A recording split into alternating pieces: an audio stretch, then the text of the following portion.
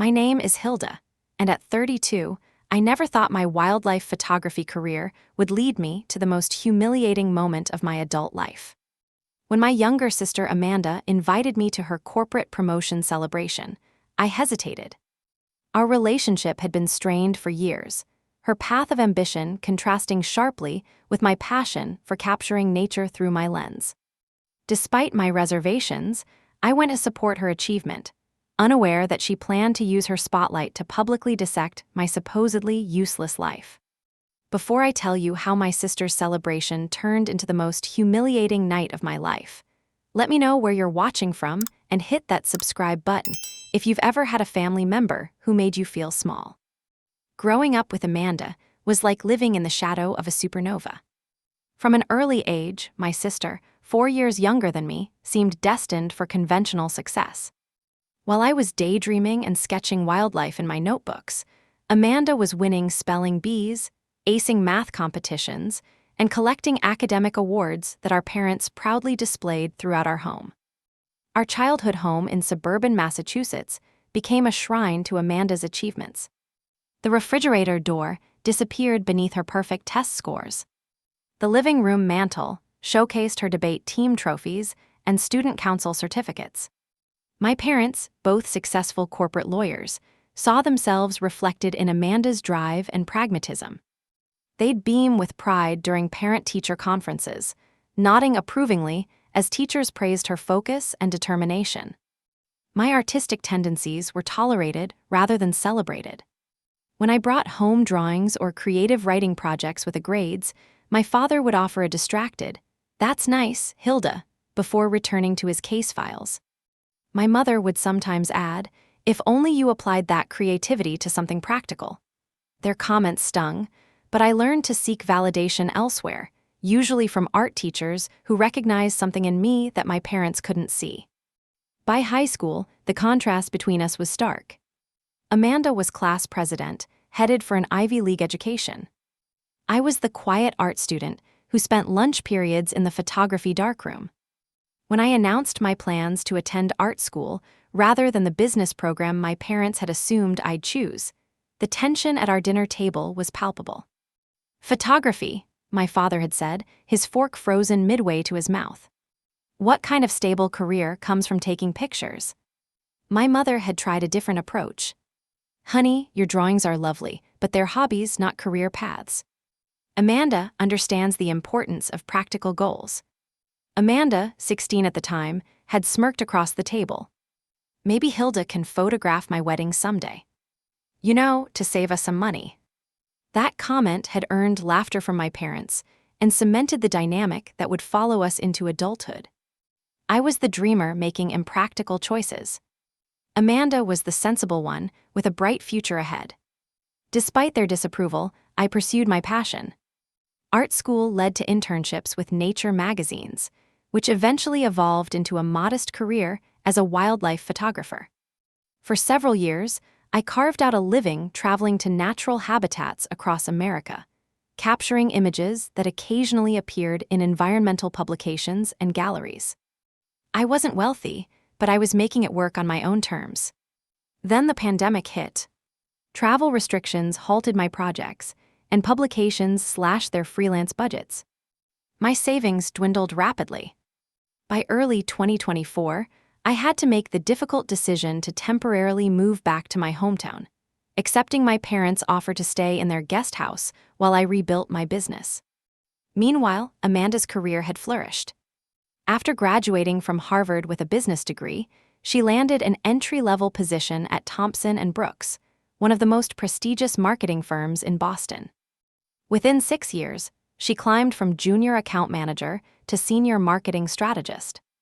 Our parents spoke of her accomplishments with reverence, often in contexts specifically designed to highlight my comparative lack of conventional success. "Amanda just bought a condo in the city," my mother would mention while I helped wash dishes during family dinners. "Wouldn't it be nice to have that kind of stability, Hilda?" Our adult relationship consisted mainly of superficial interactions at family gatherings. Amanda would arrive late, immaculately dressed in designer clothes, talking animatedly about client accounts and office politics.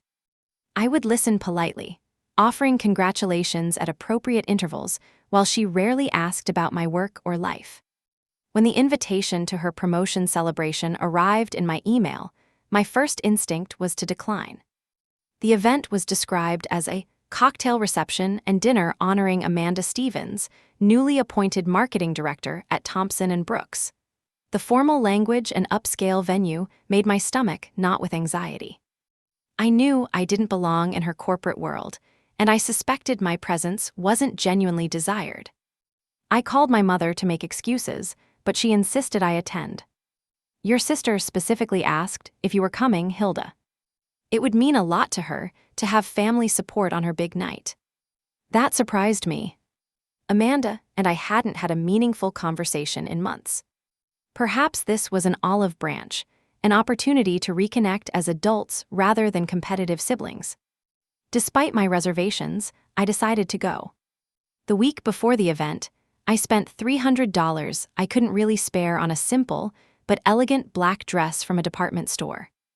I had my shoulder-length brown hair trimmed and highlighted, splurging on professional styling rather than my usual home maintenance.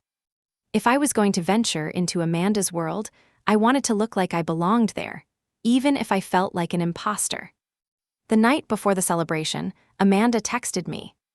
"Dress is formal. Try to look professional. No greeting, no personal touch, just instructions." I stared at my phone, wondering again why she wanted me there at all. Something told me this wasn't about sibling bonding, but I silenced my doubts. Perhaps I was being unfair, projecting our childhood dynamics onto an adult sister who was simply stressed about her big night. I couldn't have known then how drastically that night would change everything between us, or how public humiliation would lead to an unexpected reversal of fortune that neither of us could have predicted. The Beacon Hotel in downtown Boston was exactly the kind of venue that made me feel instantly out of place. Crystal chandeliers hung from high ceilings, casting warm light over marble floors and walls adorned with abstract art that probably cost more than my annual income. A doorman in a crisp uniform opened the heavy glass door for me, nodding politely as I clutched my small purse and tried to look like I belonged. A sign with elegant gold lettering directed guests to the Thompson & Brooks executive reception in the grand ballroom. My heels clicked too loudly on the polished floor as I made my way to the event, my heart pounding with the familiar anxiety that always accompanied family events nowadays.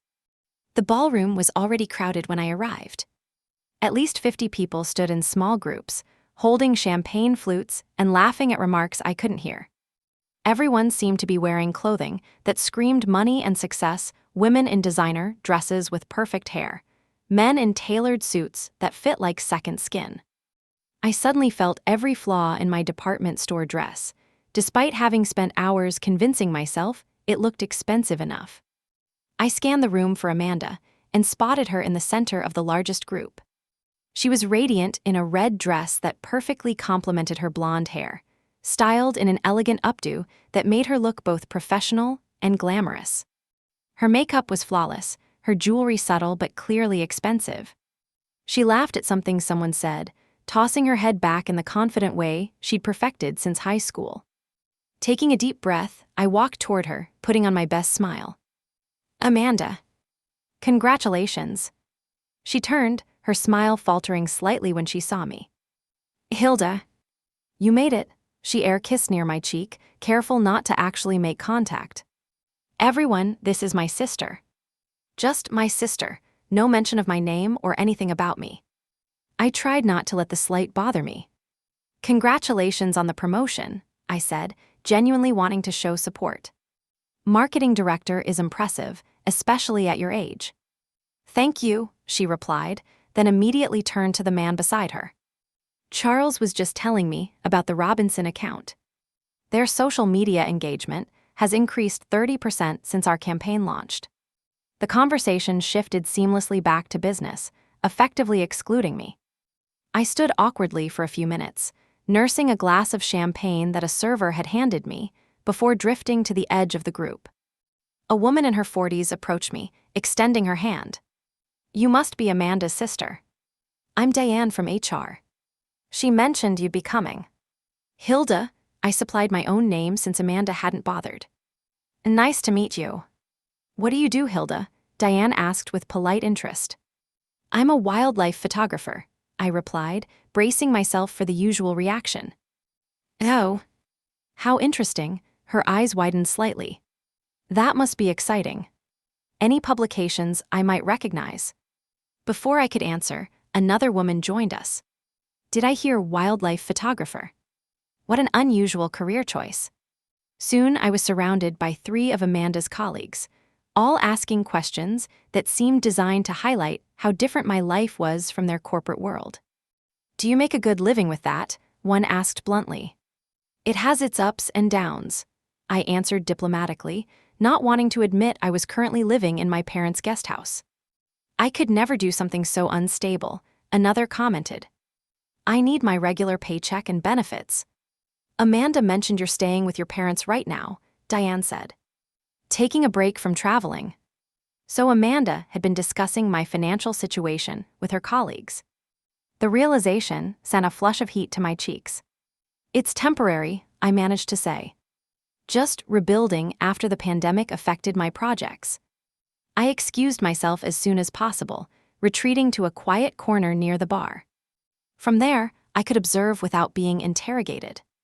I overheard snippets of conversations about Amanda's accomplishments. Youngest director in company history. The Johnson campaign was brilliant. Richardson was so impressed with her presentation. This last comment caught my attention, and I looked around for the CEO I'd heard Amanda mention many times. Mr. Richardson was almost mythical in her stories, a demanding, brilliant businessman who had built Thompson and Brooks from a small agency into a marketing powerhouse. According to Amanda, his approval was nearly impossible to earn. I spotted him across the room, a tall man in his 60s with silver hair and an imposing presence. Even from a distance, I could sense why people found him intimidating. He stood with perfect posture, listening intently to whoever was speaking, his expression giving nothing away. Amanda hovered nearby, occasionally glancing in his direction as if seeking his attention. A handsome man in an expensive suit approached Amanda, sliding his arm possessively around her waist and kissing her cheek. Tyler, her fiancé, whom I'd met only twice before. He worked at an investment firm and shared Amanda's ambition and focus on status. They made a picture-perfect power couple, both attractive, successful, and completely at ease in this world of corporate achievement and wealth. I watched as Tyler whispered something in Amanda's ear, causing her to laugh and playfully swat his arm. They looked like they belonged in a magazine advertisement for luxury watches or expensive perfume. My parents arrived then, my mother elegant in a navy blue dress, my father distinguished in his charcoal suit. They made a beeline for Amanda, embracing her warmly and immediately engaging with Tyler and the surrounding executives. I considered going to greet them, but remained rooted in my corner, knowing that any interaction would inevitably lead to uncomfortable questions about my career and living situation. From my vantage point, I observed how my parents seamlessly integrated into the corporate gathering. My father, with his legal background, spoke the same language as many of Amanda's colleagues. My mother, always socially adept, laughed and conversed as if these were old friends rather than strangers. They were proud, I realized, not just of Amanda's achievement, but of being connected to this world of power and prestige. The cocktail hour stretched on, and my discomfort grew. I checked my watch repeatedly, calculating how soon I could reasonably leave without appearing rude. Perhaps after dinner, I thought. I could claim an early morning commitment the next day. A server announced that dinner would be served in 10 minutes, and guests began moving toward the elegantly set tables at the far end of the ballroom. I lingered, unsure where I was supposed to sit, when Diane from HR appeared at my elbow. "You're at table 1 with Amanda and the executives," she said kindly. "Front and center." My anxiety spiked. "Are you sure? I thought family would be at a separate table." "Mr. Richardson specifically requested that Amanda's family join the head table," she explained. "He's big on family support." "Great. Instead of blending into the background at a distant table, I would be on display at the center of the room, surrounded by company bigwigs and Amanda's entourage. I took a deep breath and followed Diane to the table, where Amanda was already seated between Tyler and Mr. Richardson, with my parents across from her.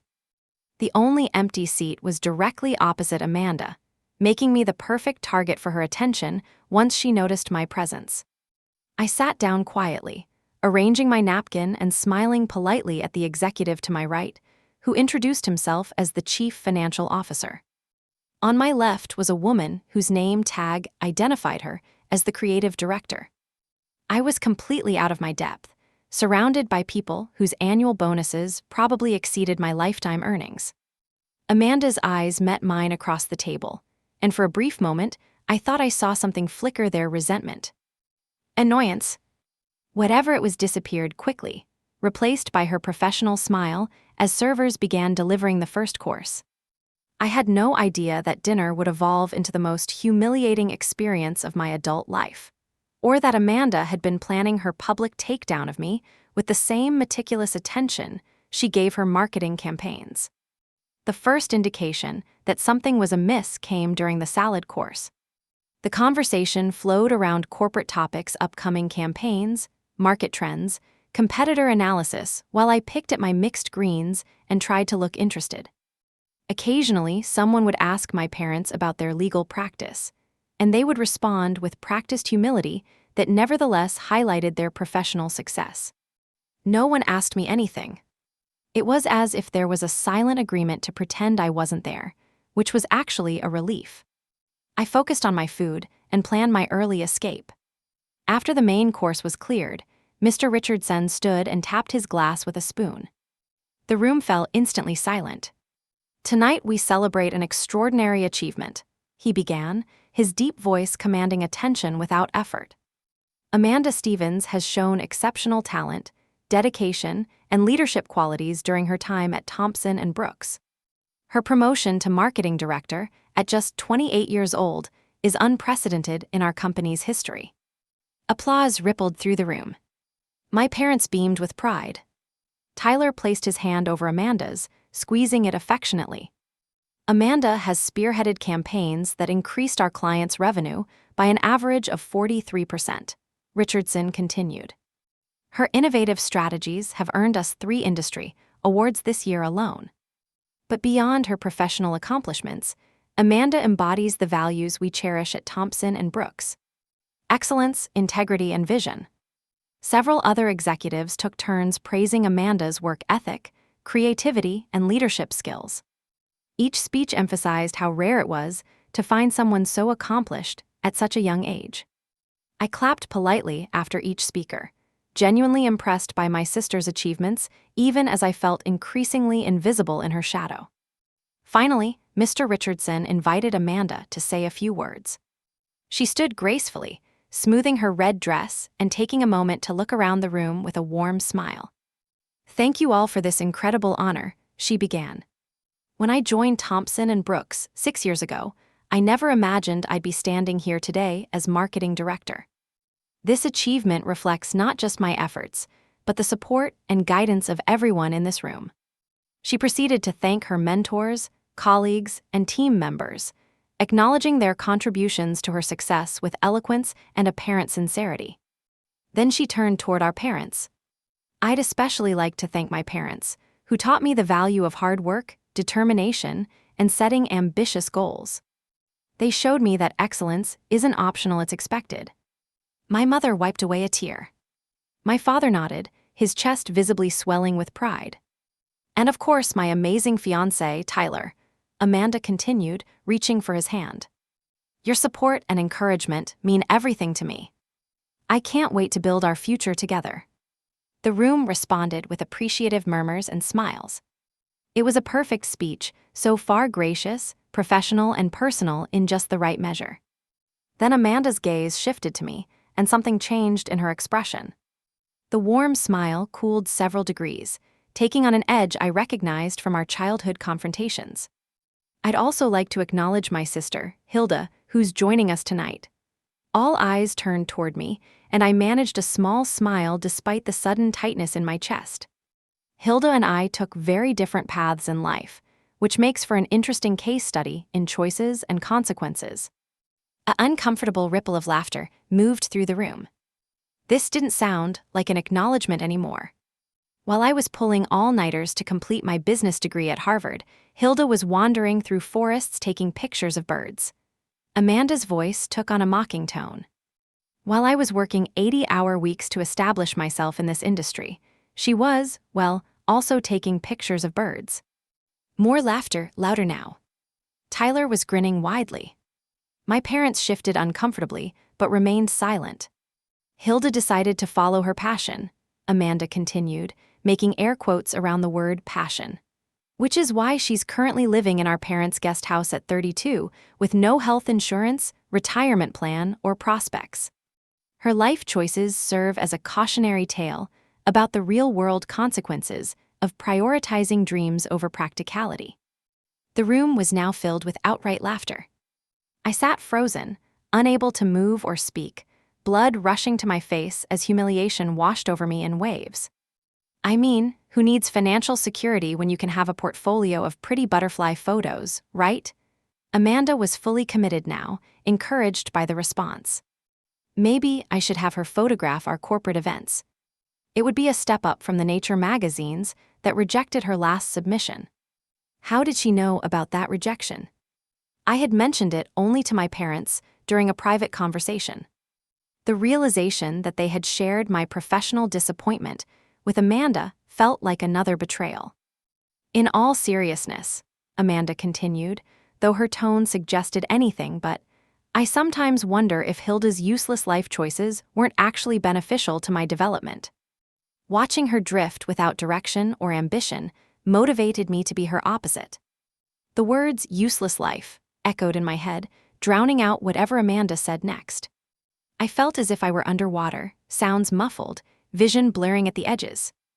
My chest tightened painfully as I struggled to maintain composure. I glanced at my parents, desperately hoping they would intervene, say something to stop this public evisceration of their elder daughter. But they sat in uncomfortable silence, my mother staring at her plate, my father taking a long sip of wine. Their silence was a confirmation of everything I had suspected. They agreed with Amanda's assessment of my life choices. Tyler was laughing loudest of all, occasionally nudging the executive beside him as if to say, "Isn't she brilliant?" Mr. Richardson's face was unreadable, his eyes moving between Amanda and me with an intensity I couldn't interpret. So while I'm incredibly honored by this promotion, Amanda was concluding, I'm even more grateful that I chose a path that leads to real achievement rather than permanent adolescence. Thank you all for being part of my journey. She raised her glass in a toast, and the room followed suit, though I noticed several people looking uncomfortable, darting sympathetic glances in my direction. My own glass remained on the table, my hand too shaky to trust with crystal. As Amanda sat down to enthusiastic applause, she looked directly at me across the table, a small, satisfied smile playing at the corners of her mouth. In that moment, I understood that this hadn't been an impulsive cruelty. She had invited me here specifically for this purpose, to use me as a prop in her narrative of success, the cautionary counterpoint that made her achievements shine even brighter. I considered my options. I could flee the room, causing a scene. I could confront Amanda publicly, which would only reinforce her portrayal of me as unstable and unprofessional. Or I could sit there and endure, waiting for an opportunity to leave with whatever dignity I could salvage. I chose the third option, focusing on controlling my breathing and blinking back the tears that threatened to spill over. I would not give Amanda the satisfaction of seeing me cry. What I didn't expect was that someone else would choose option 2 on my behalf. The applause for Amanda's speech was just beginning to fade when Mr. Richardson set down his wine glass with deliberate precision. His chair made a soft, scraping sound against the floor as he stood, causing conversations to halt mid-sentence.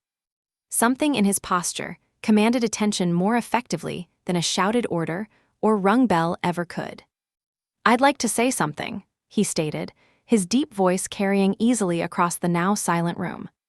There was no preamble, no smile to soften whatever was coming next.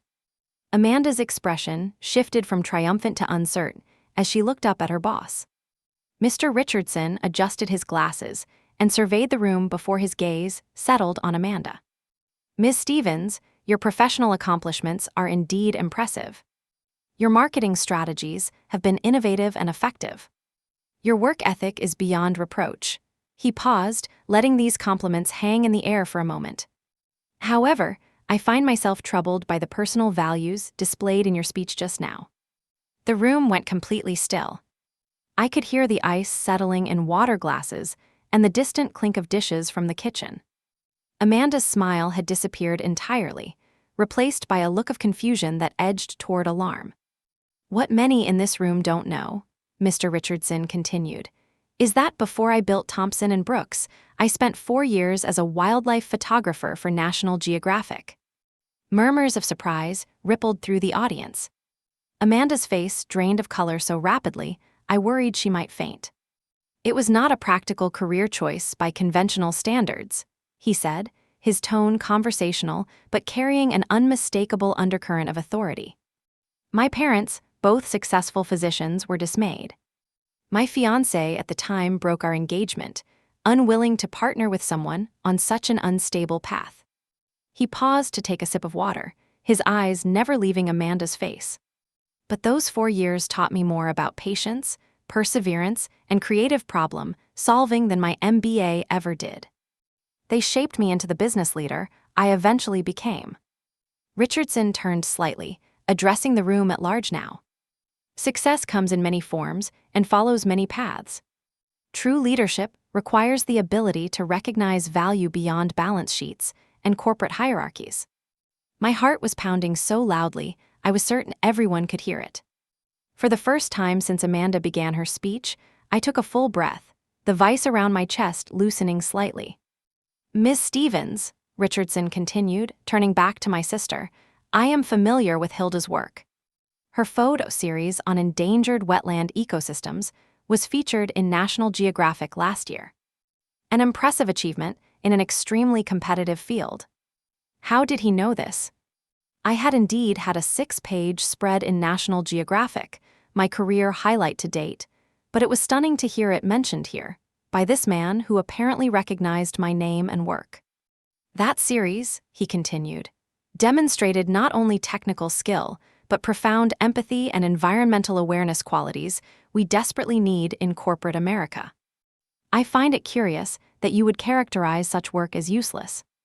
Amanda opened her mouth to respond, but Richardson raised his hand slightly, and she closed it immediately. "Leadership positions at Thompson & Brooks require more than marketing acumen," he said, his voice growing more stern. "They require emotional intelligence, respect for diverse paths, and the humility to recognize value in different forms of success." He placed both hands on the table, leaning forward slightly. "Based on your comments tonight, I question whether you possess these essential qualities. Perhaps our decision regarding your promotion deserves reconsideration." The silence that followed was absolute. Tyler's smug expression had transformed into wide-eyed panic. My parents looked at each other in confusion, clearly struggling to process this unexpected turn of events. Around the table, executives and colleagues stared at their plates or glasses, unwilling to meet anyone's eyes during this painful moment. Amanda's face had gone from pale to flushed, red blotches appearing on her neck and cheeks. "Mr. Richardson, she stammered, "I was just making a joke. I have the utmost respect for diverse career paths, including my sister's. I never meant to imply." "Perhaps," Richardson interrupted, "you should consider that jokes at others' expense reveal more about the speaker than the subject." He sat down, straightening his silverware with methodical precision. "We'll discuss your position on Monday morning. 9 a.m. sharp."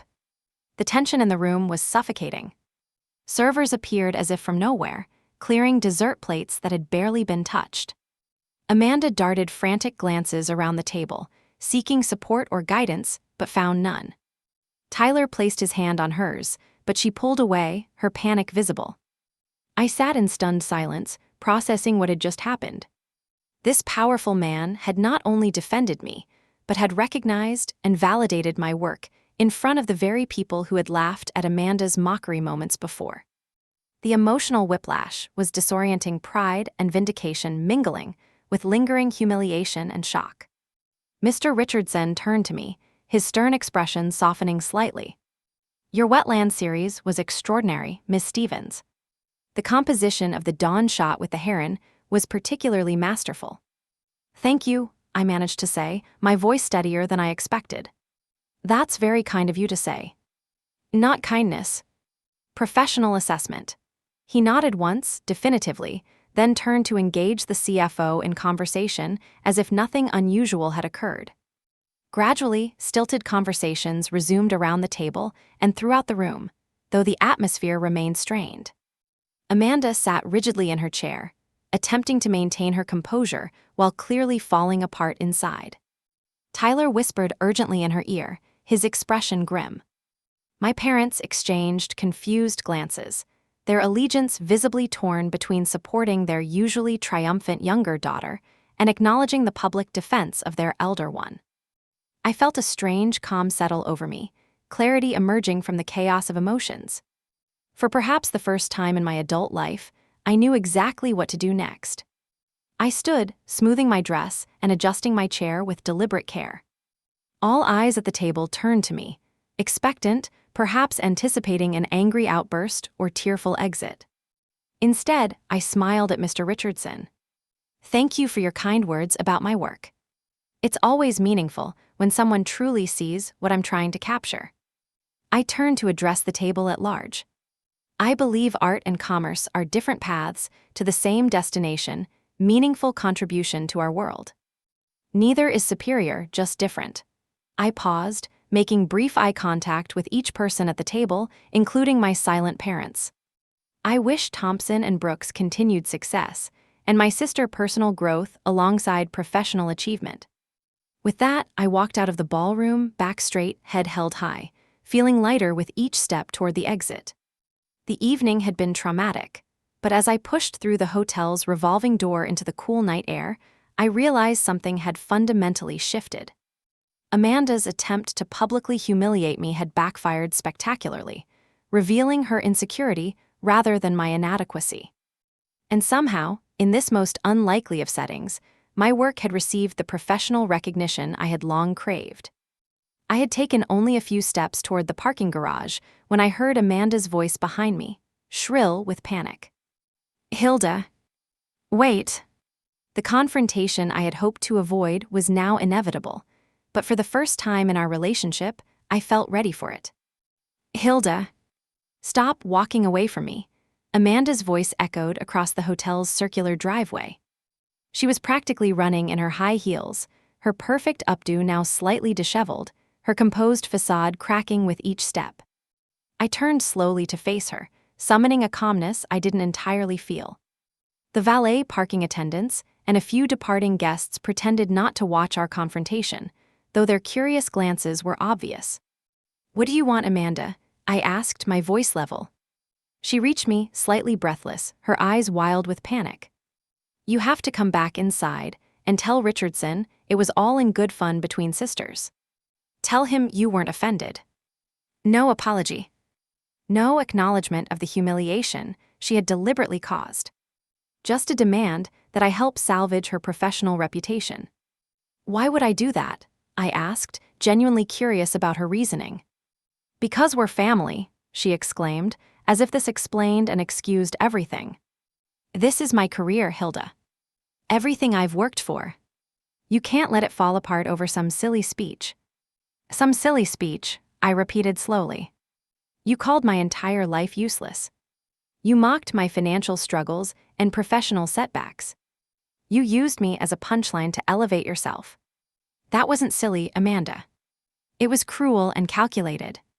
Her expression hardened. "Don't be so sensitive. It was just office humor." "Office humor," I echoed. "At whose expense?"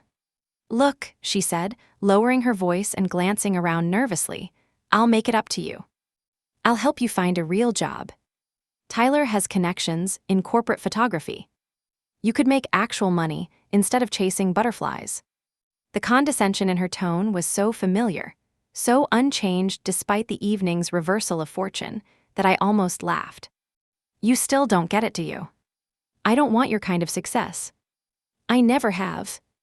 Then what do you want? She demanded, frustration evident in every line of her body. Respect, I said simply. Basic human respect for the choices I've made and the work I do. Not mockery, not condescension, and certainly not your version of help, which comes wrapped in judgment. Amanda ran her hands through her hair, further disrupting her carefully styled look. Fine. I respect your choices. Happy now? Will you please come back inside and fix this? Before I could respond, Tyler burst through the hotel doors, followed closely by our parents. The cavalry had arrived to manage the crisis, apparently. What's happening? Tyler demanded, his gaze darting between Amanda and me. Amanda, Richardson is asking where you went. This looks really bad. My mother approached cautiously. Girls, whatever this disagreement is, now isn't the time. Amanda's colleagues are watching. Of course they are, I said. Heaven forbid Amanda's professional image be tarnished by a family dispute. Even though she had no problem tarnishing mine in front of them 20 minutes ago. Hilda, my father said in the stern tone he used to end childhood arguments, your sister made a mistake. People make mistakes. Let's move past it. I looked at him incredulously. A mistake is forgetting to mail a birthday card. What Amanda did was deliberate character assassination. And neither of you said a word to stop it. My parents exchanged uncomfortable glances. My mother stepped forward, placing her hand on my arm. We were surprised, Hilda.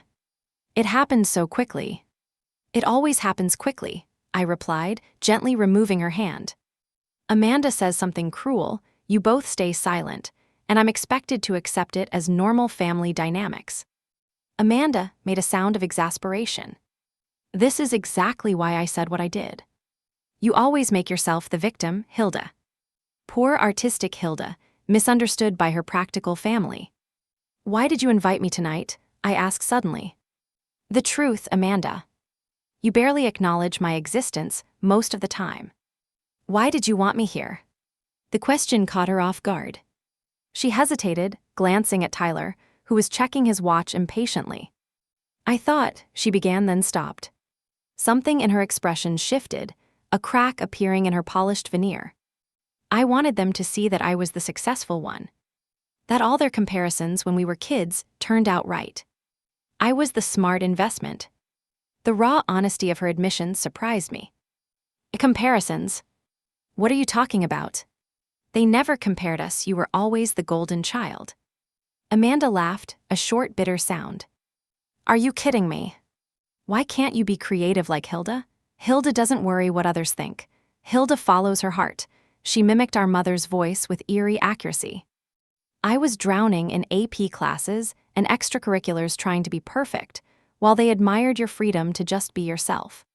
I stared at her in disbelief. That's not how I remembered it all. Of course not, she snapped. You were too busy being authentic to notice how hard I worked to be exceptional. Our parents stood awkwardly to the side, watching this exchange with growing discomfort. My father cleared his throat. Perhaps this isn't the best time or place for this conversation. It never is, I replied, suddenly exhausted. Which is why we've never had it. The hotel doors opened again, and Mr. Richardson emerged, scanning the driveway until his gaze settled on our group. He walked toward us with unhurried confidence. Miss Stevens, he addressed Amanda, your guests are wondering about your absence. It's unusual for the guest of honor to disappear during her celebration. Amanda straightened immediately, professional mask back in place. Yes, sir. I was just having a quick word with my family. I'll return immediately. Richardson nodded, then turned to me. Miss Stevens, Hilda, I presume you're departing. Yes, I confirmed. It's been quite an evening. He reached into his suit jacket and withdrew a business card, extending it toward me. I meant what I said about your work. Thompson & Brooks is launching an environmental responsibility campaign next quarter. We could use authentic imagery rather than stock photos. I took the card, momentarily speechless. Amanda's eyes widened in disbelief. "Call my office on Monday if you're interested," Richardson continued. "My assistant will put you directly through." "Thank you," I managed to say. "I appreciate the opportunity." He nodded once, then addressed my parents. "Mr. and Mrs. Stevens, a pleasure to meet you. You have two talented daughters, albeit with very different strengths." With that cryptic comment, he turned and walked back toward the hotel, pausing only to say, "Amanda, I expect you inside in 2 minutes." "Yes, sir," she replied, her voice almost a whisper. As soon as the door closed behind him, Tyler grabbed Amanda's arm. "What the hell was that? Is he offering your sister a job while threatening yours?" Amanda shook him off. "Not now, Tyler." She turned to me, her expression a complex mixture of anger, envy, and something that might have been respect. "How did you do that? Make him like you, after 5 minutes when I've been trying for years?" "I didn't do anything except be myself," I replied honestly. "The same self you just mocked in front of everyone." Amanda's face flushed. "I have to get back inside." She hesitated, then added, "This isn't over, Hilda." "No," I agreed. "But it's different now." She turned and hurried back toward the hotel, Tyler following, after giving me a look that could only be described as venomous. Clearly, he blamed me for the evening's disastrous turn. My parents stood awkwardly before me, looking lost in a way I had never seen before. My mother reached out tentatively. "Hilda, we had no idea how Amanda felt." "Or how you felt. We never meant to." "I know," I interrupted, suddenly too tired for this conversation. "We all played our roles so long, we started believing they were real. But I can't do it anymore." "What does that mean?" my father asked, concern evident in his voice. "It means I'm going home now. And tomorrow, I'm going to start looking for my own place." I met their eyes directly. "I appreciate you letting me stay in the guest house, but I think some distance would be healthy for all of us." "You don't have to move out," my mother protested. "Especially now, when things are strained with Amanda." "I do," I said gently. "For my own sake, not just because of tonight." I hugged them both briefly, then walked to my car before they could respond. As I drove home through Boston's quiet streets, I replayed the evening's events in my mind. Amanda's cruelty, Richardson's unexpected intervention, the revelations about how differently we had experienced our childhood. It was too much to process all at once. One thing was clear, though. The careful balance of our family dynamic had been permanently disrupted. What would rise from its ruins remained to be seen. But for the first time in years, I felt a cautious hope that it might be something healthier than what came before. I pulled into my parents' driveway and sat in the car for a moment, gathering my thoughts. My phone buzzed with a text message from an unknown number. "This is Daniel Richardson. Meant what I said about your work. Call Monday. No obligation to your sister's situation." Somehow, in the midst of one of the most humiliating experiences of my life, an unexpected door had opened. I wasn't naive enough to think one potential client would solve all my problems, but it was a start. More importantly, it was validation from a source my family might actually respect. As I walked to the guest house, I felt lighter than I had in months, maybe years. Amanda's attempt to publicly diminish me had instead forced a long overdue reckoning. Whatever came next, I would face it on my own terms, with a clearer understanding of my worth, both professional and personal. Monday morning arrived with a crisp autumn chill and an unexpected sense of possibility. I woke early, made coffee, and sat at my small desk in the guest house, Richardson's business card propped against my laptop. The events of Friday night still felt somewhat surreal, like a particularly vivid dream rather than something that had actually happened. My phone had been unusually quiet over the weekend. No calls or texts from Amanda, which wasn't surprising. More notably, my parents had respected my request for space, sending only a brief message asking if I was okay. I had responded affirmatively, but declined their invitation to Sunday dinner, suggesting we all take some time to process recent events. At precisely 9:30, I dialed the number on Richardson's card, half expecting to be routed to an assistant who would have no idea who I was. Instead, after just one ring, I heard his distinctive voice. Daniel Richardson. Mr. Richardson, this is Hilda Stevens. I hope I'm not calling too early. Not at all. I've been expecting your call. His tone was businesslike but not unfriendly. I'm glad you reached out, Miss Stevens. As I mentioned Friday, we're developing an environmental responsibility campaign for launch next quarter. Your wetlands photography caught my attention last year, particularly your ability to capture the relationship between industry and natural habitats. The fact that he remembered specific aspects of my work was astonishing. Thank you. That relationship is a central theme in my photography. Precisely why I think you'd be right for this project. We're helping several corporate clients shift to more sustainable practices. We need imagery that shows both the impact of industry on the environment and the potential for harmonious coexistence. We discussed the project scope, timeline, and compensation. The fee he proposed was more than I had earned in the past 6 months, combined enough to secure an apartment and create some financial stability while I rebuilt my wider portfolio.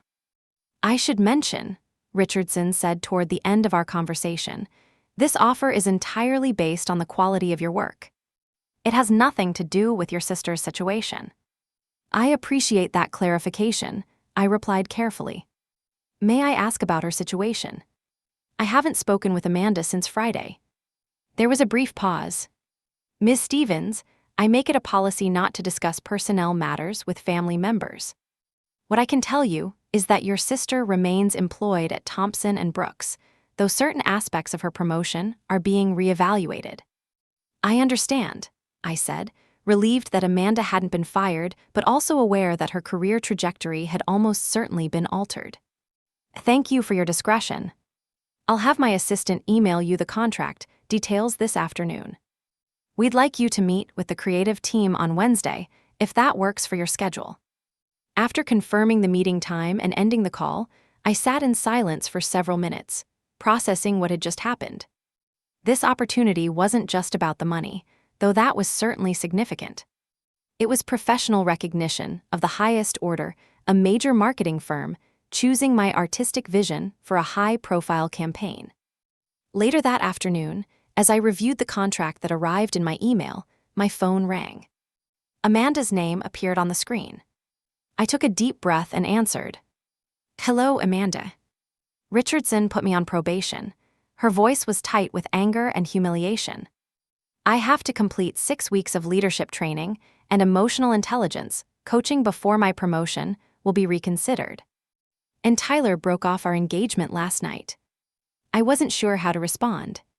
I'm sorry to hear that, I said finally, which was true about the engagement if not the probation. Are you? She snapped. Because it seems like everything's working out great for you. Mom said Richardson offered you a contract. How did Mom know that? I hadn't told our parents about the opportunity yet. Richardson told her when she called his office this morning. Of course my mother had called. Despite her faults, she was fiercely protective of both her daughters in her own way. It's a project contract, not a full-time position, I clarified. And it has nothing to do with what happened between you and me. Everything has to do with what happened between you and me, Amanda said, her voice suddenly weary. It always has. The raw honesty in her tone caught me off guard. What do you mean? I don't know, she sighed heavily. The therapist they're making me see says I need to examine my competitive relationship with you and how it's affecting my leadership style. The thought of Amanda in therapy was almost impossible to imagine. She had always dismissed psychological insight as soft science for people who can't handle reality. What do you think about that? I asked cautiously. I think it's bullshit, she replied immediately, then paused. But I also think there might be something to it. I was way out of line on Friday. I knew exactly what I was doing, and I did it anyway. It wasn't quite an apology, but from Amanda, this acknowledgement was unprecedented. Why? I asked the question that had been haunting me all weekend.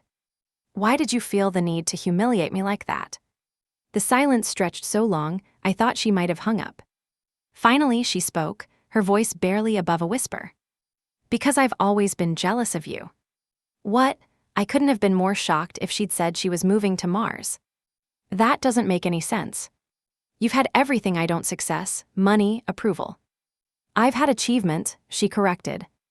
Not the same thing. You've always had freedom. Authenticity. You know exactly who you are and what you want. Do you have any idea how rare that is? I was speechless, trying to reconcile this perspective with the dynamic I had experienced all my life.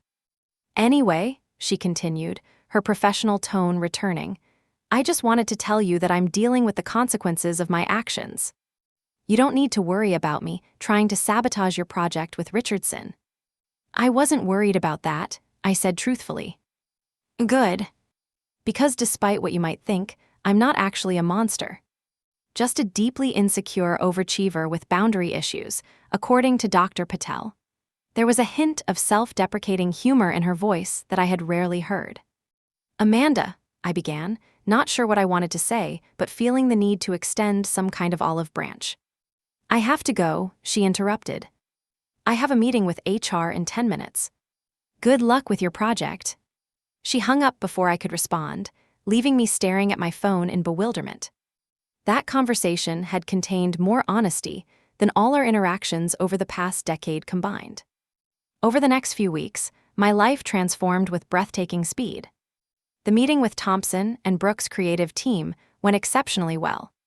They were genuinely excited about my perspective and approach, valuing my expertise in environmental photography rather than treating me as just a technical service provider. With the initial payment from the contract, I secured a small but charming apartment in Cambridge, moving out of my parents' guest house with a mixture of relief and apprehension. They helped me move, both making awkward but sincere efforts to support my independence without undermining it. We're proud of you, Hilda, my father said as he placed the last box in my new living room. We should have said that more often over the years. We didn't always understand your choices, my mother added, arranging a housewarming plant on my windowsill, but we're learning to appreciate them now. Their words were healing, even if they couldn't erase decades of feeling misunderstood. It was a beginning. I started seeing a therapist myself, working through the complex family dynamics that had shaped my self-perception. Dr. Mercer helped me recognize how I had internalized my family's assessment of my worth, measuring my success by standards that were never mine to begin with. What would success look like if you defined it entirely on your own terms? She asked during one particularly illuminating session. The question stayed with me as I worked on the Thompson and Brooks project, traveling to various locations to capture images of environmental innovation and conservation. For the first time in my career, I had both the creative freedom and financial support to fully realize my vision. The resulting photographs were some of the best work I had ever produced. Richardson was equally pleased. These images tell exactly the story we want to convey, he told me during a project review. They're honest about environmental challenges without being preachy, and hopeful without being naive. My portfolio expanded significantly through this project, leading to inquiries from other clients who saw my work in the campaign. By the time the initial contract ended, I had enough new assignments lined up to ensure financial stability for the foreseeable future. Amanda and I maintained a cautious distance during this period. She occasionally sent brief text messages about her therapy progress or asked polite questions about my project. I responded in kind, neither of us pushing for more than the other was ready to give. It was a delicate rebuilding of communication without the toxic patterns of the past. From my parents, I learned that Amanda's probation had been lifted after 8 weeks rather than the original 6. Her promotion to marketing director was confirmed, though with modified responsibilities that emphasized team development over client acquisition. Tyler had not returned after breaking off their engagement, apparently having decided that Amanda's temporary professional setback made her a less desirable partner. She's different now, my mother commented during one of our weekly phone calls. More reflective. less driven in that intense way she used to be. That's good, I replied, genuinely meaning it. I hope she's finding more balance. I think she is, my mother paused. We all are in our way. It was true. The earthquake of that promotion party night had forced all of us to examine the fault lines in our family structure. The rebuilding process was slow and sometimes painful, but the foundation seemed stronger, more honest than before. 3 months after the fateful dinner, I received an unexpected invitation from Amanda to meet for coffee. We arranged to meet at a neutral location, a small cafe halfway between her office and my apartment. I arrived early, claiming a quiet table in the corner and ordering a latte while I waited, unsure what to expect from this first face-to-face meeting since the confrontation. When Amanda walked in, I almost didn't recognize her. Her hair was shorter, her clothing more casual than the power suits she usually favored. Most strikingly, she moved differently, with less of the tightly wound energy that had always characterized her presence. She spotted me and walked over, setting down her bag before sitting across from me. "Thanks for meeting me," she said, her voice lacking its usual sharp edge. "Of course," I replied, studying her face. "You look well." "I feel different," she shrugged slightly.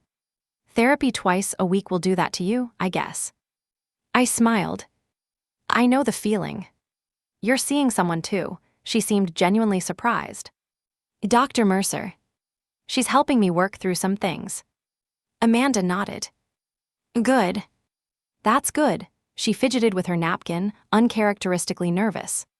"I asked you here because I owe you a real apology. Not the defensive non-apology I gave on the phone that night." I waited, giving her space to continue.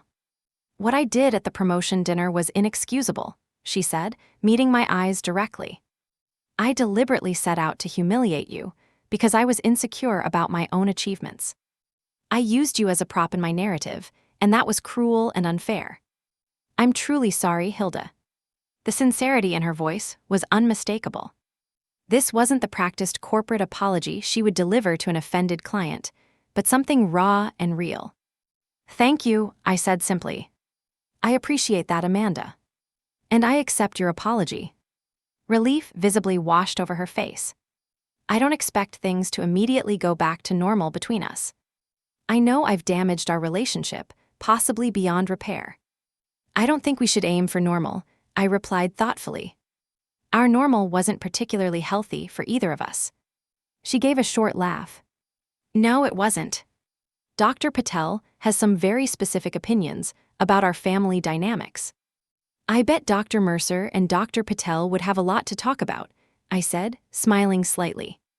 For the first time in years, perhaps ever, Amanda and I talked openly about our childhood, our perceptions, and the ways we had both been shaped by our parents' expectations. The conversation wasn't always easy, but it felt necessary and strangely liberating. As we prepared to leave the cafe 2 hours later, Amanda asked, "Do you think we could do this again sometime? Maybe make it a monthly thing." "I'd like that," I said, surprised to realize I genuinely meant it. We walked out together, not quite friends but no longer adversaries either. Something new was taking shape between us, undefined but potentially stronger than what had come before. Later that evening, as I reviewed the latest batch of photos for my newest client, I realized that Dr. Mercer's question about success on my own terms finally had an answer.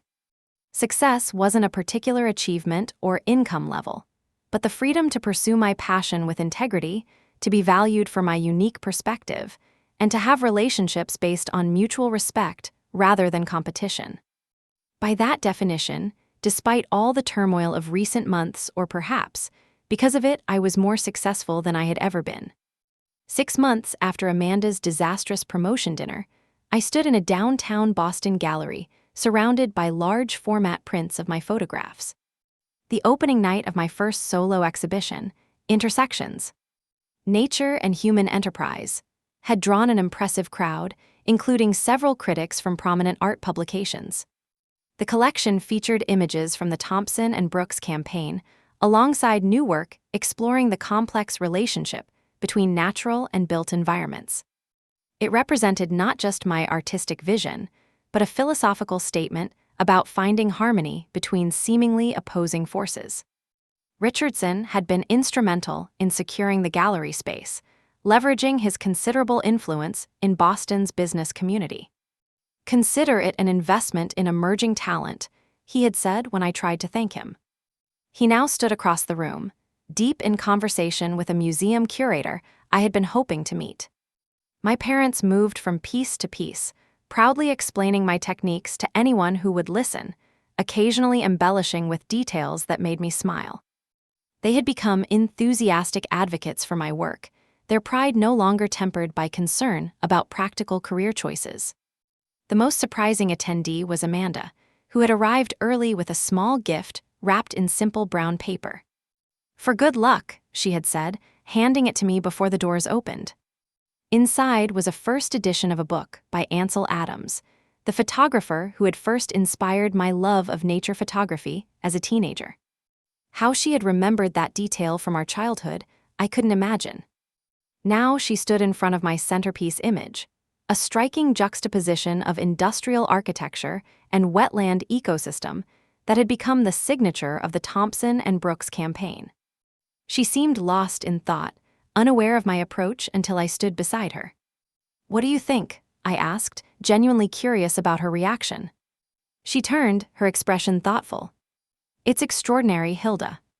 The way you've captured both worlds without diminishing either one, it's exactly what good marketing aims to do, but rarely achieves." Coming from Amanda, this was high praise indeed. "Thank you. That means a lot." "I mean it," she gestured toward the photograph. "You see connections that most people miss. I always thought your work was just about pretty nature scenes, but it's so much more nuanced than that. We often simplify what we don't understand," I said, thinking of how I had similarly reduced her corporate career to shallow status seeking without appreciating its creative and strategic dimensions. Amanda nodded. "Our family specializes in that, doesn't it? Or at least we used to." The past 6 months had brought gradual but significant changes to our family dynamic. Our parents had started individual therapy, examining how their own upbringings had shaped their parenting styles and expectations. We had established a monthly family dinner with ground rules about respect and active listening, sometimes awkward but increasingly genuine. Amanda and I had maintained our coffee meetings, slowly rebuilding a relationship based on adult understanding rather than childhood competition. The process wasn't always smooth, with occasional relapses into old patterns, but the trajectory was unmistakably positive. Professionally, we had both thrived in unexpected ways. Amanda's modified role at Thompson and Brooks initially felt like a demotion, but ultimately played to her strengths in strategy and innovation while developing new skills in team leadership. She had recently been given responsibility for the firm's most prestigious account, a vote of confidence from Richardson that acknowledged her growth. My own career had expanded beyond anything I had imagined. The Thompson and Brooks campaign had led to features in several design and photography publications, establishing me as an emerging voice in environmental photography.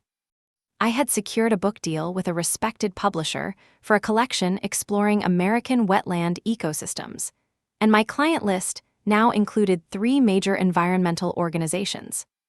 "Remember when you said my life was useless?" I asked Amanda, keeping my tone light to show I wasn't reopening old wounds. She winced slightly. "One of many things I wish I could take back." "I'm actually glad you can't," I said, surprising myself with the realization. If you hadn't said those things, if that night hadn't gone exactly as it did, we might never have broken the patterns that were holding us both back. Amanda considered this. The therapist in me wants to say we could have found healthier ways to create change. Probably, I agreed. But the pragmatist in you knows that sometimes it takes a crisis to create real transformation.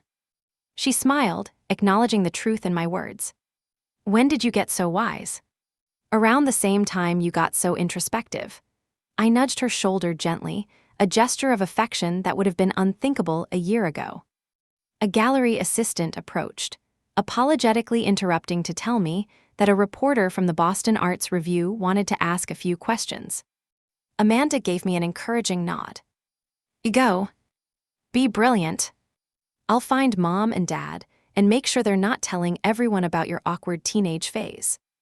As the evening continued, I moved between conversations with critics, potential clients, and art enthusiasts, explaining my vision and process with a confidence that felt entirely new.